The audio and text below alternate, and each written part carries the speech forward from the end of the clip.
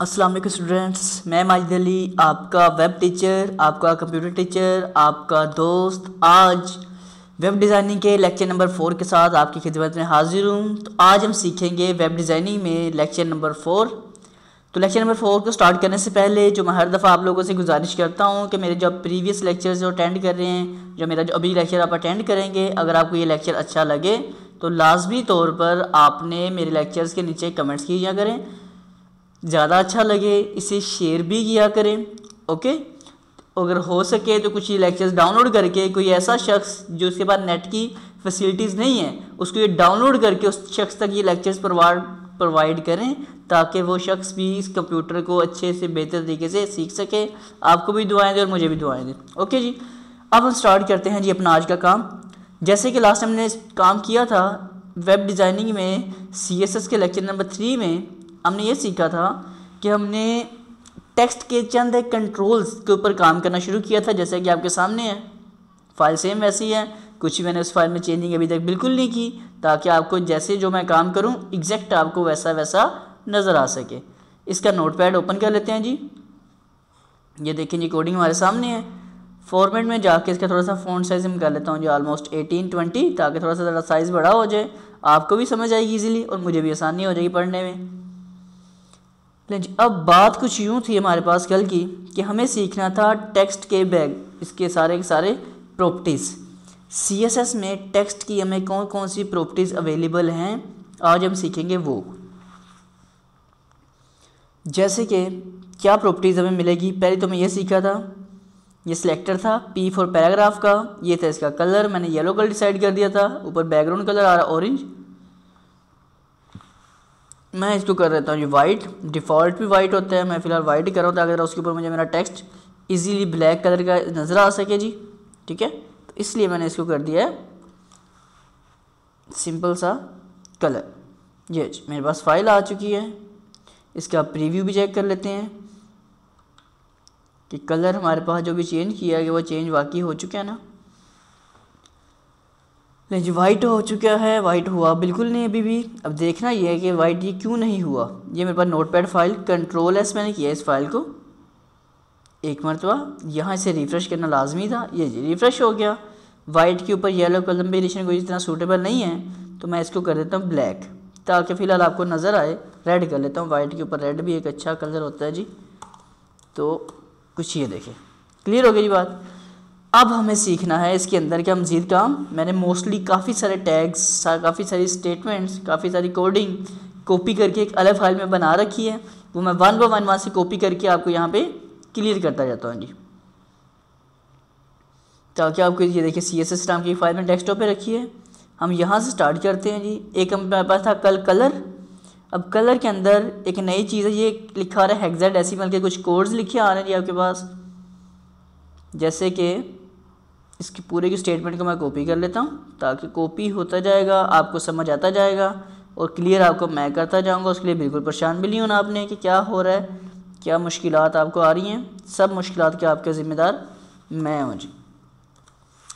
लेकिन जी पहले कलर लिखा था रेड, खुद कलर का नेम था कोई। अब कुछ भी मैंने पता नहीं क्या लिखा हुआ है, देखते नहीं उस क्या लिखे हुआ क्या मतलब है, कुछ भी नहीं हुआ। ओके, एक कलर मैं खुद से बना देता हूँ जाकर ज़रा। इस ABC वाली फाइल में चलते हैं, यहाँ आता हूँ मैं,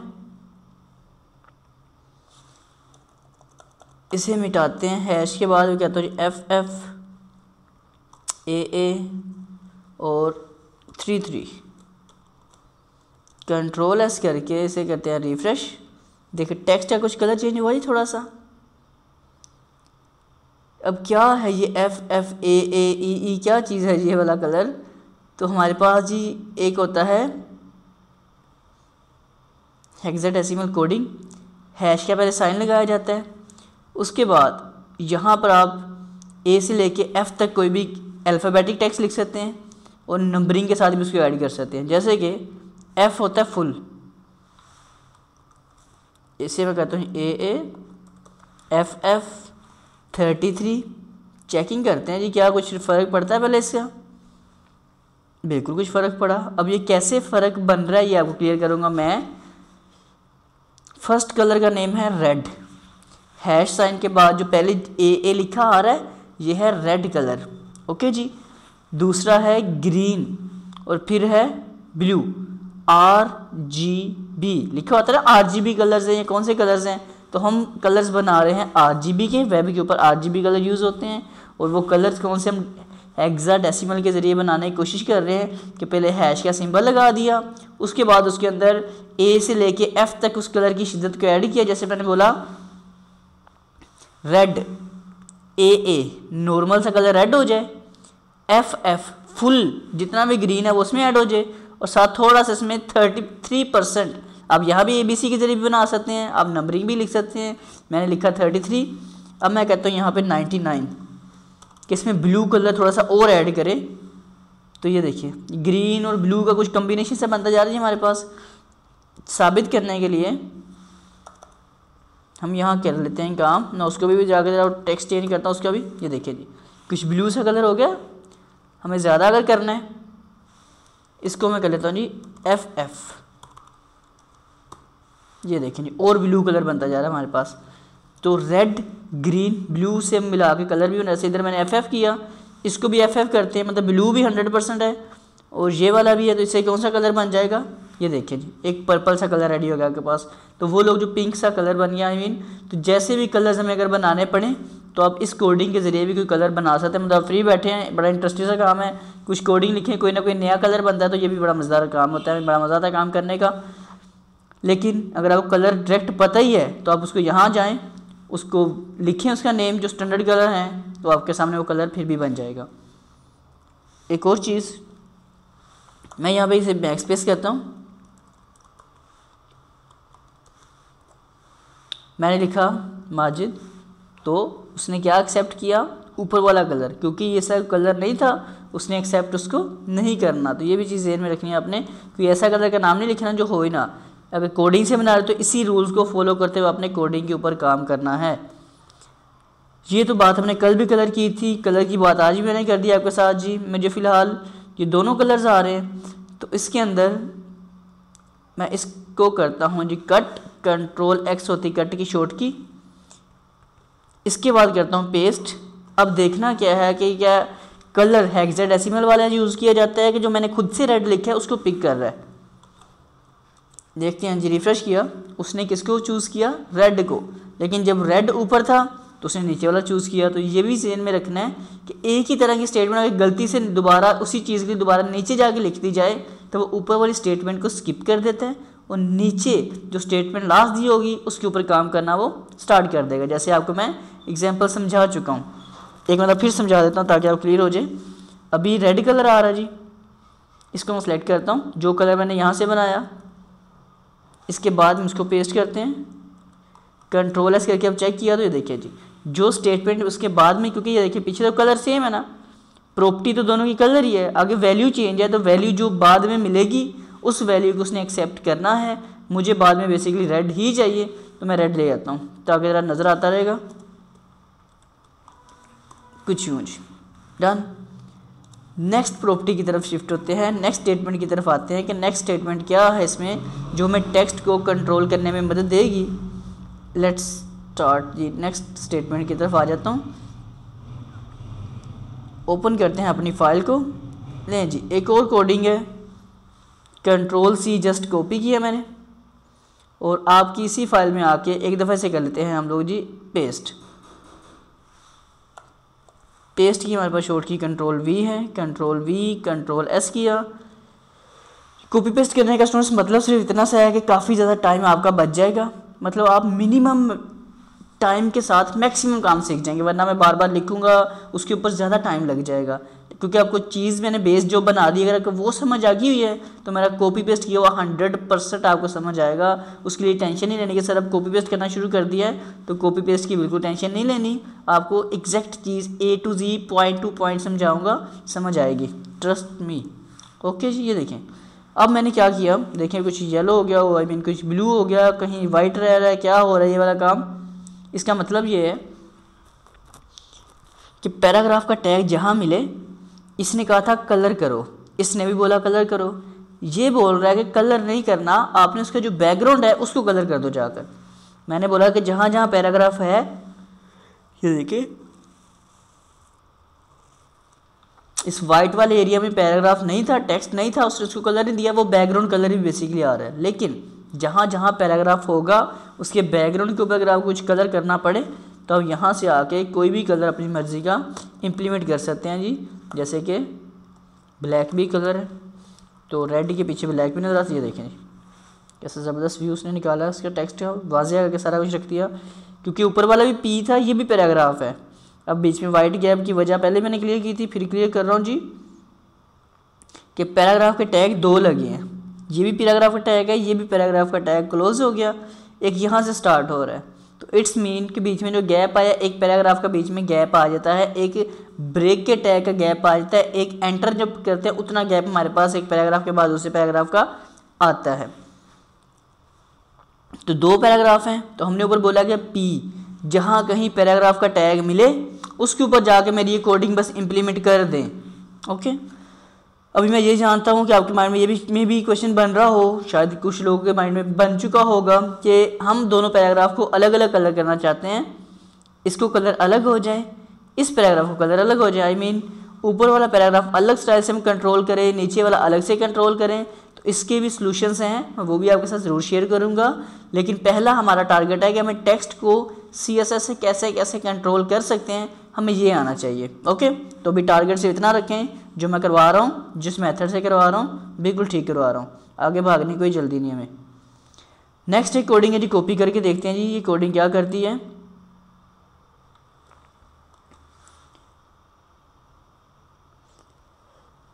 कॉपी किया जी टेक्स्ट हमने, यहाँ कर देते हैं पेस्ट, Ctrl+V Ctrl+S, यहाँ आके चेक करते हैं जी हमारे पास क्या उसमें फ़र्क आया होगा अभी फाइल में। तो जैसे ही मैं रिफ़्रेश करता हूँ देखिए कुछ तो फ़र्क आया है। अब वो कुछ तो फ़र्क का मतलब है, जैसे आपने HTML के इनर साइड पे जाकर टैग लगाया था बोल्ड का, था ना, B tag start, B tag close. अगर आप स्टूडेंट्स न्यू यूज़र हैं तो रिक्वेस्ट करूँगा पहले मेरे पुराने लेक्चर अटेंड करें, मैं पुराने लेक्चर्स का रेफरेंस दे के नए लेक्चर्स कंटिन्यू करता हूँ, तो आपको वो मसला ना बने सीखने में, उससे लाजमी देखिएगा। तो जो स्टूडेंट्स पहले से लेक्चर कंटिन्यू कर रहे हैं उनके लिए बात ये है, जैसे आपने बोल्ड का टैग लगाया था वही काम अगर CSS के ज़रिए करना पड़े तो हम उसके लिए यूज़ करेंगे टैग स्ट्रॉन्ग भी है और फॉन्ट माइनस वेट भी है। अब यहाँ पे आपके माइंड में मे बी क्वेश्चन आए, कुछ लोगों के माइंड में जैसे पहले बोला आ जाता है, कुछ आप बड़े अच्छे शार्प माइंड स्टूडेंट सीख रहे होते हैं तो ये सोचते हैं बच्चे कि सर हमें ये सिर्फ बता दें कि बोल्ड का टैग तो HTML में भी था, तो इसमें बनाने का क्या मकसद, क्योंकि उसमें तो कोडिंग पहले काम करी है ना बोल्ड की, इसके अंदर तो कोई नई चीज़ बनानी चाहिए थी, दोबारा इसको बोल्ड करने का क्या रीज़न है। तो बोल्ड करने का सिर्फ इतना रीज़न है जी, गूगल सर्चिंग इंजन किस चीज़ को ज़्यादा प्रेफर करता है, किस चीज़ को ज़्यादा पहचानता है, जो लेटेस्ट टैग हैं। मतलब आपने बोल्ड के टैग से कोई हेडिंग लिखी है कायदे आज़म, ठीक है, हिस्ट्री ऑफ कायदे आज़म, हिस्ट्री ऑफ इस्लाम, ऐसी कोई भी एक हेडिंग है आर्टिकल के लिए, उस हेडिंग को आपने बोल्ड किया है जी। HTML से बोल्ड करेंगे, बी के टैग से गूगल इतना प्रेफर नहीं करेगा, जिसे बोलते हैं सर्चिंग इंजन में जल्दी नहीं आएगा। लेकिन अगर आप लेटेस्ट वाला टैग वहाँ उस हेडिंग को बनाएंगे तो वो चीज़ जल्दी सर्चिंग में आती है, इसलिए इस टैग को बनाने का मकसद ये भी है। दूसरा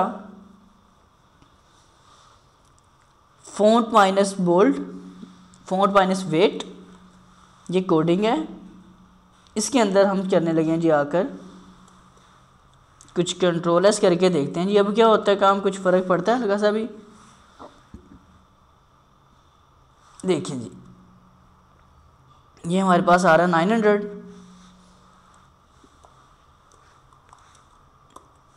और यहाँ हमारे पास लिखा आ रहा है डायरेक्टली बोल्ड। हम इसे कर लेते हैं जी फ़िलहाल आकर मैं कर देता हूँ सपोज 2000। तो इसका क्या मकसद होता है ये आपको कोडिंग में तो कहीं लिखी नज़र आएगी, इम्प्लीमेंट की कुछ भी फ़र्क नहीं पड़ा। लेकिन कुछ लोगों ने इस कोडिंग को अगर यूज़ किया हो तो आपने बिल्कुल परेशान नहीं होना कि कोडिंग क्या है, क्यों काम नहीं हो रही, उन्होंने ये क्यों लिखा। तो ये ब्राउज़र्स जो होते हैं लेटेस्ट स्टेटस ही उनके ऊपर डिपेंड करता है जी हमारा। हमने जितना भी काम करना है सारा का सारा आपने सिंपल फॉन्ट माइनस वेट और उसमें आपने बोल्ड को अप्लाई कर देना है, इतना से काम। उसमें भी बोल्ड करना था थोड़ा सा ज़्यादा, लेकिन हमारा जो स्टैंडर्ड बोल्ड है वो यही टैग है और इसी के ऊपर हमने काम करना है जी। ओके हो गया। तो टेक्स्ट को बोल्ड करना पड़े तो आपने इसके ज़रिए बोल्ड करना है। ये मेरी बात फाइनल हो गई और आप भी इसे अपने पास पक्का पक्का कर लें। Next, font minus style. दो किस्म के स्टाइल्स हैं, मैं दोनों डायरेक्ट कॉपी कर लेता हूँ जी, ताकि आपको दोनों तरह से आइडिया हो जाए। फ़ॉन्ट माइनस स्टाइल नॉर्मल और font minus style minus italic. Refresh किया, टेक्स्ट थोड़ा सा इटैलिक स्क्यू तिरछी राइटिंग में हो गया। देख रहे हैं ऐसे जैसे लिखा आ रही है वाला, कैसा एंगल में चला गया, हालांकि पहले स्ट्रेट था अब एंगल में हो गया। अगर आप यहाँ पे आके इस कोडिंग में फ़ॉन्ट माइनस स्टाइल के अंदर इटैलिक ख़त्म कर देते हैं और ऊपर वाली कोडिंग का क्या मतलब है, नॉर्मल।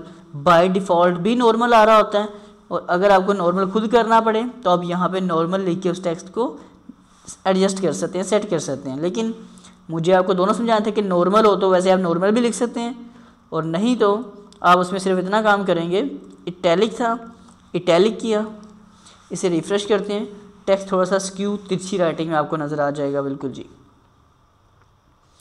मज़ीद आगे जंप कर रहा हूँ जी मैं कोडिंग को लेकर। फ़ॉन्ट माइनस साइज़, एक नई कोडिंग आ गई जी हमारे पास, जिसका ख़ास काम क्या है, जो हमें HTML सूरत नहीं दे रही थी लेकिन CSS वालों ने इस कोडिंग की हमें सूरत दी है। वो क्या है जी, रिफ़्रेश करता हूँ पहले मैं। देखिए कुछ फ़र्क पड़ा, टेक्स्ट का साइज़ बड़ा हो गया। HTML के अंदर हमारे पास लिमिट थी कि टेक्स्ट का साइज़ ज़्यादा आप 6-7 तक बड़ा कर सकते थे फ़ॉन्ट टैग के अंदर, उसके अलावा साइज़ उसका बड़ा नहीं किया जा सकता। लेकिन CSS कहती है जितना दिल करता है बड़ा करो, कोई एतराज़ नहीं, 250 करें, 250 भी हम एक्सेप्ट करेंगे। तो इन केस अगर आपको साइज़ टेक्स्ट का कहीं बड़ा छोटा करना पड़े तो आपने उसको इस तरह से एडजस्ट कर लेना है। ये बी के लेक्चर का मकसद सिर्फ इतना सा है कि आपको प्रॉपर्टीज सारी टेक्स्ट की समझ आनी चाहिए, आपको सारी टेक्स्ट की प्रॉपर्टीज समझ आनी चाहिए, क्योंकि आगे जो भी मेन्यू, जो भी साइड, जो भी कंटेंट, जो भी लेआउट बनेगा उसके अंदर सारा मैंने CSS के जरिए काम करना है। देखें साइज़ बहुत छोटा किया, वहाँ बहुत छोटा हो गया, हमने 25 ऑलमोस्ट या 20 कर लेते हैं, तो एक नॉर्मल सा जो साइज़ होता है वो हमारे सामने कुछ यूँ नज़र आ गया। मज़ीद आगे बढ़ रहा हूँ जी लेकर काम को। एक नई चीज़ आ गई, फ़ॉन्ट का साइज़ बड़ा छोटा करने के बाद यहाँ तक मैं जस्ट कॉपी कर लेता हूँ इसको। चलें फुल कर भी कर लेते हैं जी, फुल का भी कॉन्सेप्ट समझ लेते हैं। फुल का कॉन्सेप्ट क्या होगा और ये क्या लॉजिक से चीज़ बनाई जाती है। इसको यहाँ क्लिक करते हैं और इस सोच याद रखना है कि अगर कहीं इसमें न्यूमेरिकल चीज़ें लिख रहे हैं आप, जैसे 20 था तो 20 के साथ PX पिक्सल का जिक्र लाजमी कीजिएगा। ओके, कुछ टैग्स ऐसे हैं जो पिक्सल्स लिखे बगैर काम कर जाते हैं, देखिए, लेकिन ये उससे पिक्सल से सॉरी नहीं फ़र्क पड़ा, उससे ना समझिएगा, ये नीचे जो कोडिंग पेस्ट की उससे फ़र्क पड़ा है। पिक्सल्स बस ये बोल रहा हूँ कि आपने लिखना है CSS में जहाँ कोई वैल्यू आएगी वहाँ PX पिक्सल का जिक्र लाजमी करना है। आगे कोडिंग भी करूँगा जिसमें आपको समझ आ जाएगी कि अगर वहाँ पिक्सल का जिक्र नहीं करते तो क्या फ़र्क आता है, क्या कुछ फ़र्क नहीं आता। तो मैं अब उस कोडिंग की तरफ भी लेके जाता हूँ। अब देखते हैं क्या करता है मैं नेक्स्ट काम। फ़ॉन्ट माइनस फैमिली, फ़ॉन्ट के जो राइटिंग स्टाइल्स होता है उसकी कुछ फैमिलीज हमने लिखी। हमने बोला जॉर्जिया, टाइम न्यू रोमन, फिर टाइम्स, फिर सेरिफ। मैं यहाँ पर आकर मैंने एक और वैल्यू लिख दी। Ctrl+S करके चेक करते हैं अब क्या वहाँ कोई फ़र्क पड़ा है जी। एक राइटिंग स्टाइल और हो गया अजीब सा। इस अजीब से लिखने का मकसद था कि यहाँ वाज़े आपको नज़र आ सके बस ये टेक्स्ट का स्टाइल। अब बात यहाँ पे क्या हो रही है कि इन केस हमारे सिस्टम के अंदर मतलब जो वेबसाइट हमारी ओपन होगी, नेक्स्ट जो बंदा यूज़ कर रहा है उसके पास वैसे तो ये सारे नॉर्मल होते हैं फ़ॉन्ट्स, कुछ स्टाइल अगर हमारे पास ना हो फ़ॉन्ट के तो हम बोलते हैं अगर उस बंदे के पास ये वाला फ़ॉन्ट नहीं है उसके सिस्टम में तो उसके पास सेकंड ऑप्शन ये वाला फ़ॉन्ट लोड हो जाए। ये भी नहीं है, ये फ़ॉन्ट आ जाए, क्योंकि ये सारे वो फ़ॉन्ट्स हैं जो इजीली हर सिस्टम में अवेलेबल हैं। तो ये मुख्तलिफ फ़ॉन्ट्स के स्टाइल्स का मतलब होता है कि अगर क्लाइंट के पास इनमें से कोई फ़ॉन्ट नहीं अवेलेबल, वरना हमारी वेबसाइट का उसको टेक्स्ट किसी और व्यू से नज़र आएगा, तो इस वजह से उनको इसको कर देते हैं, ये मुख्तलिफ स्टाइल्स दे देते हैं। जैसे ये वाला कोमास लगाते जाएँ और इसमें जितने मर्ज़ी अपनी मर्ज़ी के आप कलर सेट कर सकते हैं जी आप। ओके,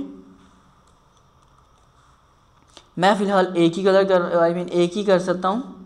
स्टाइल मुझे और नहीं चाहिए, मैंने क्लोज़ कर दिया। आप अपनी मर्ज़ी का जो आपको बेहतर लगे वो अप्लाई कर दीजिएगा जी। ओके, मैं यहाँ पे कर देता हूँ एरियल। ये भी एक राइटिंग स्टाइल का नाम होता है। तो ये हमारे पास एरियल राइटिंग स्टाइल हो चुका है। एरियल के बाद आगे बढ़ता हूँ जी, काम को लेकर थोड़ा सा और एक दो चीज़ें और आ रही हैं छोटी छोटी सी। वो दो चीज़ें क्या हैं?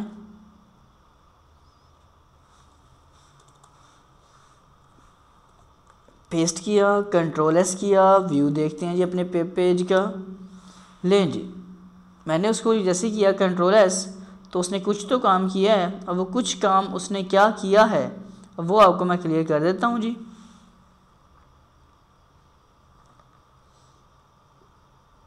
ये देखते हैं जी हम इस कोडिंग को ज़रा इस फाइल में आकर, पहले तो मैं इसको ख़त्म करता हूँ जी। नॉर्मल, तो जो जैसा टेक्स्ट डायरेक्ट नॉर्मल था वैसा का वैसा हो गया नॉर्मल। अब इसके अंदर देखेंगे आप क्या हो रहा है जी।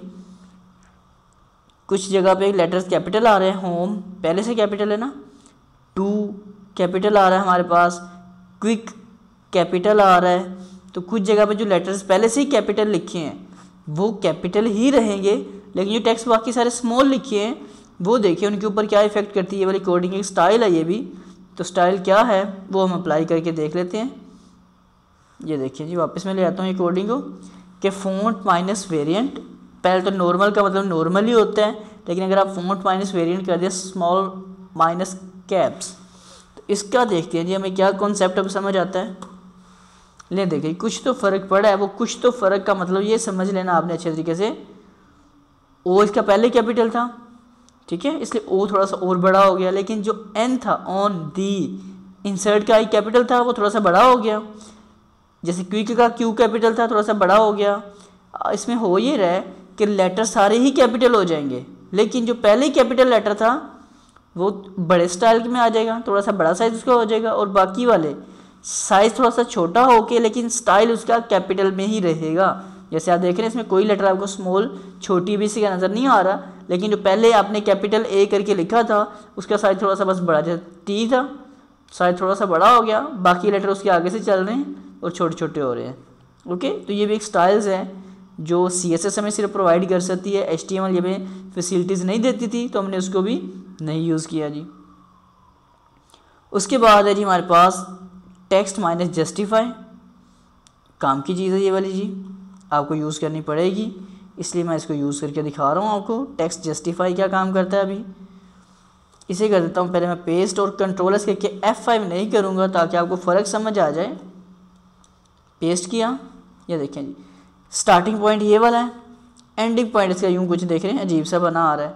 उस कोडिंग को मैंने इसमें पेस्ट किया हुआ है। रिफ्रेश करते हैं, उसका लेफ़्ट और राइट दोनों साइडों को जस्टिफाई टेक्स्ट को अगर आपको कहीं करना पड़े तो अपने जस्टिफाई ऑप्शन का जस्ट जाकर यूज़ कर लेना है, जैसे कि मैंने कर लिया। मैंने कहा टेक्स्ट को मेरे को जस्टिफाई करना है आपने। इसी तरह इसके 3 और स्टाइल्स होते हैं, आप इनमें से अपनी मर्ज़ी का जो दिल करे वो स्टाइल चूज़ कर लीजिएगा। मैं फिर भी ये सारे के सारे स्टाइल आपके सामने शेयर कर रहा हूँ। जस्टिफाई करें या इन तीनों में से कोई, चारों में से जो मर्ज़ी कर लीजिए आप, सेंटर, लेफ़्ट या राइट या जस्टिफाई। अब लास्ट में क्या आ रहा है, राइट। उसने क्या किया, सब को छोड़ा, राइट को चूज़ कर लिया। इसके पीछे क्या रीज़न है जी, मैंने पहले एक चीली कर दी चीज़ कि अगर एक ही तरह की, ये देखें ना पीछे चारों चीज़ें सेम है, प्रॉपर्टी सबकी सेम हो और वैल्यू अगर बाद में जो लास्ट में चेंज की गई होगी वो वाली वैल्यू को एक्सेप्ट करेगा। जस्टिफाई है, सेंटर है, लेफ़्ट है, राइट है, उस सब को छोड़ेगा, आखिरी वाली को जस्ट एक्सेप्ट कर लेगा। मुझे फ़िलहाल आखिर में जस्टिफाई करवा लेता हूँ क्योंकि मुझे टेक्स्ट ज़रा जस्टिफाई रखना है, तो मैं वहाँ से कट करके लास्ट में पेस्ट कर रहा हूँ। हमें इनमें से एक ही यूज़ करना होता है, ठीक है। जैसे वेरिएंट में से या नॉर्मल या स्मॉल कैप्स, स्टाइल में से नॉर्मल या इटैलिक, तो आपने कलर में से यही कलर या यही कलर, ये आपको समझाने के लिए मैं बार बार कर रहा हूँ। आप भी अपने वेब पेज ऐसा करना शुरू कर देना, जस्ट एक चीज़ को समझना बस अच्छे बच्चों की तरह। रिफ्रेश किया, ज़रा प्रॉपर जस्टिफाई हो गई टेक्स्ट अपना। यहाँ तक हमने काम किया, डन। उसके बाद इसको मैं करता हूँ जी अब लेक्चर को रिवाइंड अप, ताकि हम एक नए लेक्चर के साथ आपको मज़ीद इसी फाइल के साथ मज़ीद कंटिन्यू करते हैं। थोड़ी सी कोडिंग और शुरू करने से पहले मैं आपको ये बात क्लियर कर देता हूँ कि जो बच्चे इस लेक्चर्स को अटेंड कर रहे हैं, इनको समझ अगर आ रही है और आप में से अगर वो बच्चे हैं जो इस काबिल हैं, जिनके पास इतनी अमाउंट है कि वो कुछ शेयर अमाउंट कर सकें ताकि हमारी जो टीम है उनको थोड़ा सा मैं बेनिफिट दे सकूँ, उनकी जो सैलरीज़ मैंने निकालनी है, जो डिज़ाइनर्स हैं, जो मार्केटिंग स्टाफ है मेरा, उनको जो सैलरीज पे करनी है, तो उसके लिए अगर कुछ अमाउंट आप इनके लिए सेंड कर सकें तो उसके लिए आपका बहुत बहुत शुक्रिया होगा। इन केस अगर नहीं भी है तो ये सारे लेक्चर बिल्कुल फ्री ऑफ कॉस्ट मैं तैयार कर रहा हूँ, फिर भी अगर आप में से कोई कर सके तो ज़रूर कीजिएगा जी, ठीक है। अब मैं एक नए लेसन के साथ इसी कोडिंग को, इसी लेक्चर को कंटिन्यू करते हुए आपको दोबारा मिलता हूँ। तब तक के लिए जी अल्लाह हाफिज़। मैं नई लेक्चर्स को रेडी करके फिर दोबारा हाजिर होता हूँ आपकी खिदमत में। ओके जी, खुदा हाफिज़।